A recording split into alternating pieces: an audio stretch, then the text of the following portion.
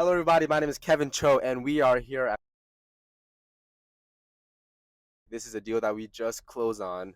Um, we didn't end up buying it, but we ended up wholesaling it to another end buyer, and we are doing them a favor, and we are going to just swing by just to make sure the house is all cleared to go, and there's no issues with the house. So, and I also have my Ryan right behind the camera, and he was the one who he was my JV partner on this deal. So I shout out to Ryan, and we'll walk the house.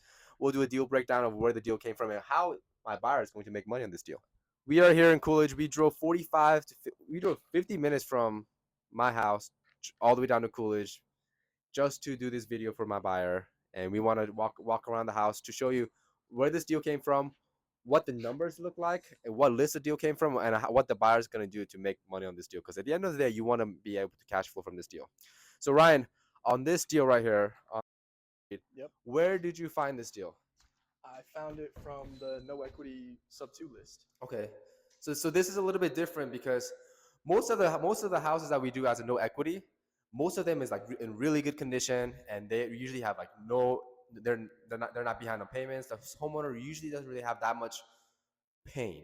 Right. But what was different with this seller? What was different with this seller is they were actually behind about 3 months on their payments. Okay.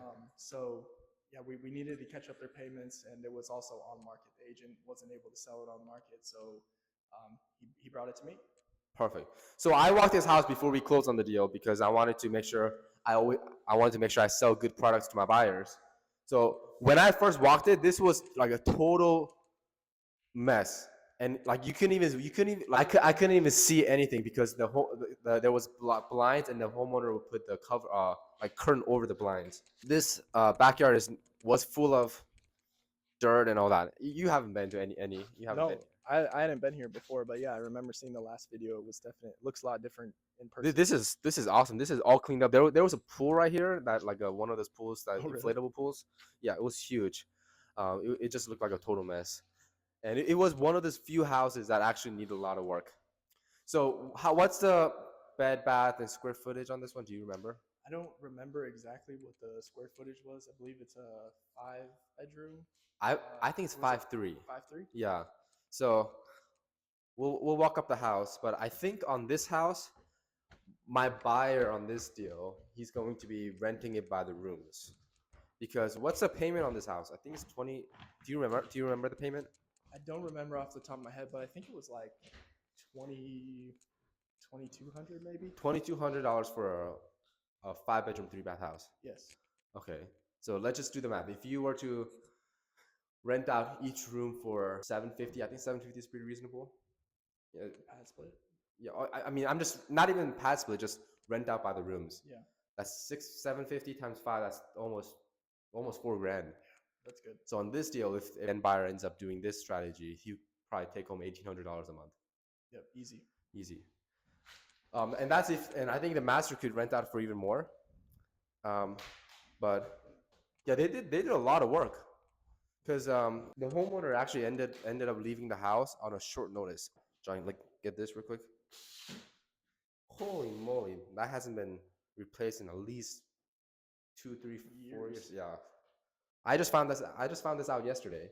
So now that I buy my own house, you want to be replacing your air filter every 3 months. What do you know the seller situation? Because it looked like so obviously they have kids. Kids is number one. So maybe is it a divorce situation? Why did the homeowner lose a job? I don't know the homeowner's exact situation. I just recall that he was living out of his car, so he wasn't even in here anymore. But yes, it looks like there were kids here at one point in time. I'm not sure if they were still with him. I just remember speaking with the agent, and he had said that the homeowner is no longer in the home. He's living in his car somewhere else. That's interesting. Was it one homeowner or two homeowners? It was one homeowner. Okay, so yeah. I think the overall the house is in a pretty good condition. Like I think if you were to put paint all over this and just do a really nice cleanup, it will be decent. What? Definitely take care of it. Dude, you can literally jump off this. I can literally. Okay, that's dangerous. I can literally. Oh my god. Oh, this. That is so weird. How like a kid's room, not even a screen. Like you could be walking backwards and fall down. That is so dangerous. Ran right on top of Kevin's new car. Oh, now my new car. No. Okay, so this is bedroom number 3, right? Bedroom number 4. So this is bedroom number 4. Yeah, another kid's room. So they had at least 2 or 3 kids. Yeah. 5-bedroom house. You know where the other bedroom is? Where? Downstairs. Downstairs? Yeah. So on this deal, um, was there anything in particular that stood out from all the deals that you and I've done? Because I feel like all the no equity deals that we've done, everything was just streamlined, good condition, no arrears, no HOA back payments, everything. I feel like everything was in a good condition. Yeah, yeah. All the other deals definitely were in good condition. I would say with this one, I mean, like I said, the agent, he didn't really tell me too much about it, but he just said, hey, this homeowner definitely needs your guys' help and needs to get out of his situation that he's in right now. And so then once you were able to come here and take all the pictures and check it out, and it just kind of. Were there even pictures on the MLS when they posted it? I feel like did they have? I think they were old pictures before, like maybe from the previous sale. Yeah. They weren't like of the current condition of the house. Yeah, because I remember like I walked the house and I'm like, this is not a market ready condition house. Right. Like it would like this is a lot, like this is like 10 times better. But when I walked it was not even remotely close. And I feel like it was one of the most dangerous house I ever walked. Well, let's show you the bedroom number 5. No, this is a smaller bedroom. I thought it was I remember it was I remember it being a little bigger. But yeah, this is what I mean. Like this is there all the windows were covered with this. So this is bedroom number 5. And I think as a buyer, and I know we didn't buy it ourselves, but if you were to buy it, do you think if you were to take over a $2,200 mortgage payment, I think this was like a 3% interest rate, something like that, and your payment is only 2,200. I think this is what you should do with the house. Just rent it by the rooms. Yeah, I agree. I think this house is big enough for that too, and especially with that huge master, you can probably get a little bit more for it. Yeah, and it's got a 3-car garage, so you got 3 car in the garage, three in the driveway, probably another 3 in the out in the street. That's like ample parking spot too. Yeah.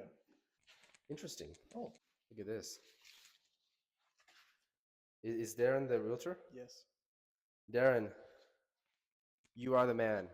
He is the man. And Darren. and Darren, you Ryan, me, you and Ryan, we're working on another deal that you sent us. So Darren, shout out to you. You're one of those few agents that actually like to work with people like me. So I appreciate you.